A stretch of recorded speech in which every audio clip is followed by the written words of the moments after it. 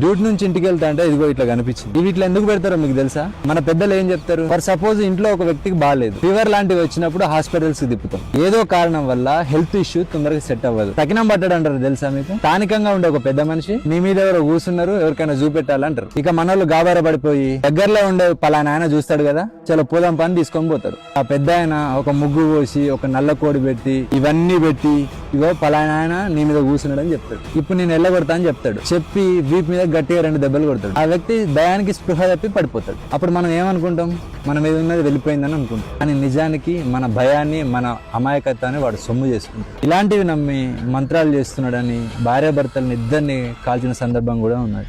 వీటిని ముట్టుకుంటే నిజంగా ఏమన్నా అవుతుందా?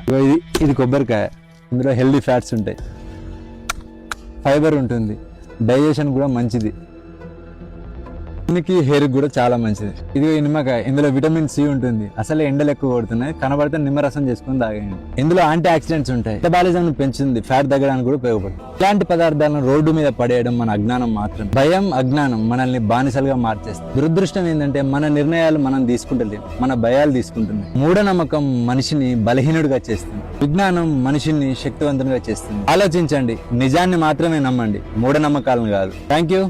జై హింద్.